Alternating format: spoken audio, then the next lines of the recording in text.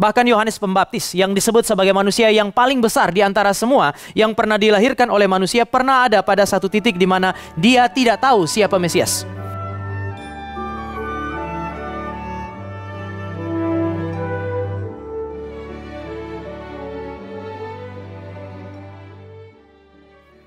Semua orang yang berjumpa dengan Yesus Kristus di dalam ayat yang ke-29 nanti sampai dengan ayat 51 memiliki dua ciri ini. Yang pertama, mereka bertumbuh di dalam pengenalan yang sangat tepat atau presisi tentang Yesus Kristus. Sekali lagi, mereka bertumbuh di dalam pengenalan yang tepat, yang cukup presisi tentang siapa Yesus Kristus. Ada semacam pergerakan di dalam pengenalan mereka. Jadi ini bukan pengenalan yang tiba-tiba, tetapi sebuah pergerakan yang terjadi di dalam pengenalan mereka, bahkan di dalam tokoh yang paling terkenal di antara mereka, yaitu Yohanes Pembaptis. Di titik awal, Bapak Ibu dan saya akan menemukan bahwa mereka pernah ada pada satu kondisi di mana mereka tidak kenal siapa Yesus Kristus. Yohanes pun mengalami itu. Yohanes pernah tidak kenal siapa Yesus. Ini menarik karena waktu Tuhan Yesus di dalam kandungan Maria datang mengunjungi Elisabet. Yohanes dipenuhi oleh Roh Kudus. Yohanes memberi tanda kepada Elisabet bahwa Mesias datang. Tetapi setelah dewasa, dia mengaku bahwa sebenarnya di titik awal dia tidak mengenal Yesus Kristus. Mari kita lihat ayat 31. Ayat 31 dan ayat 33. Dan aku sendiri pun, ini adalah kesaksian Yohanes, dan aku sendiri pun mula-mula tidak mengenal dia.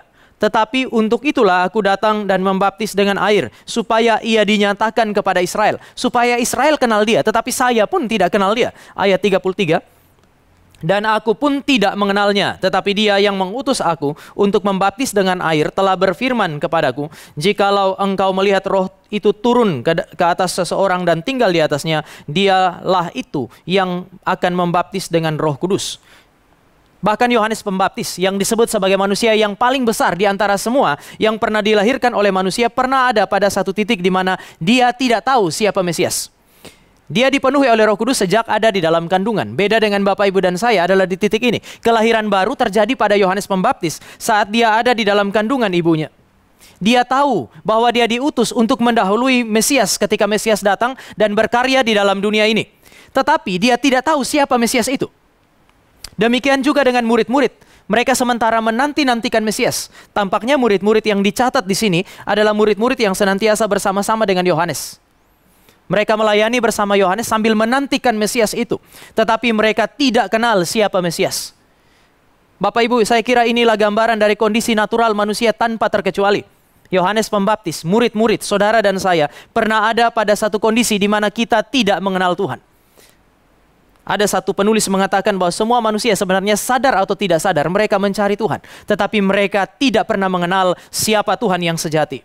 Ada penulis yang mengatakan bahwa ketika Alkitab mencatat rohku tidak akan pernah tinggal lagi bersama-sama dengan manusia. Itu seperti roh Allah yang tadinya ketika manusia diciptakan berdiam di dalam diri manusia, di dalam hidupnya. Itu sekarang meninggalkan dia, sehingga ketika roh Allah meninggalkan manusia ada lubang hitam di dalam hati manusia yang membuat mereka senantiasa mencari kepuasan di dalam dunia ini. Mereka tidak bisa dipuaskan dengan apapun karena lubang itu, kekosongan itu ditinggalkan oleh Allah yang kekal. Manusia berusaha untuk mengisi kekosongan itu dengan hal-hal yang sementara. Dengan harta kekayaan, seksualitas, apapun yang mereka cari di dalam dunia ini. Untuk mengisi kekosongan itu dan mendapatkan kepuasan. Sebenarnya mereka tahu, atau paling tidak, mereka sadar bahwa semua itu tidak bisa memuaskan mereka. Sang penulis mengatakan semua manusia yang mencari kepuasan di dalam dunia ini, tanpa sadar mereka sementara mencari Tuhan. Mengapa? Karena kepuasan sejati hanya ditemukan di dalam Allah. Dia bahkan dengan berani mengatakan seorang laki-laki yang pergi ke tempat pelacuran sekalipun, dia pergi mencari pelacur. Tetapi sesungguhnya kalau dia tahu bahwa kenikmatan hidup ditemukan di dalam Allah, tanpa sadar dia sementara mencari Allah. Tetapi dia mencari di tempat yang salah. Mengapa? Karena mereka tidak mengenal Allah. Kita bisa menggantikan posisi Allah dengan diri kita sendiri. Kita menggantikan posisi Allah dengan uang. Kita bisa menggantikan posisi Allah dengan segala sesuatu yang ada di dalam alam semesta yang kita pikir bisa mengisi kekosongan itu. Tetapi Alkitab mengatakan itu semua sia-sia. Persoalannya adalah semua manusia pernah ada pada kondisi itu.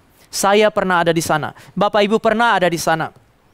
Yohanes Pembaptis pernah ada di sana. Murid-murid pernah ada di sana. Semua orang pernah tidak mengenal siapa Yesus Kristus. Tetapi semua orang juga melewati proses ini. Mereka memiliki apa yang disebut sebagai pengenalan awal terhadap Yesus Kristus.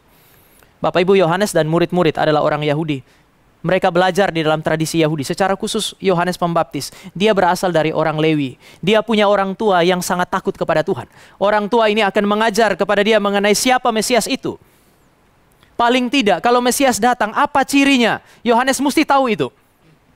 Orang Lewi adalah pemimpin-pemimpin orang Israel yang mengajarkan umat Israel mengenai umat Allah. Kalau Bapak Ibu dan saya membaca catatan Lukas mengenai siapa Elisabeth dan juga Zakaria, maka Bapak Ibu dan saya akan bisa memiliki satu keyakinan bahwa anak ini sejak dia kecil sampai dengan dewasa itu akan dididik dengan kebenaran firman, dan salah satunya adalah pengharapan Israel mengenai Mesias. Sementara itu juga Bapak Ibu, orang Israel punya tradisi teologis perjanjian lama. Berdasarkan penelitian mereka terhadap catatan-catatan Alkitab mengenai Mesias, ciri-ciri daripada Mesias, maka mereka akan membentuk satu kerangka teologis untuk menguji siapa Mesias dan siapa bukan. Sampai kapanpun Bapak Ibu dan saya mesti ingat bahwa pengajaran orang tua terkait dengan kebenaran firman adalah sesuatu yang sangat penting bagi sang anak ketika dia dewasa. Sampai kapanpun Bapak Ibu dan saya juga mesti ingat bahwa yang namanya tradisi teologis, meskipun itu adalah tradisi teologis, selama itu adalah tradisi teologis yang dibangun di atas fondasi biblikal yang kuat, Bapak Ibu dan saya perlu mensyukurinya dan perlu terlibat di dalamnya.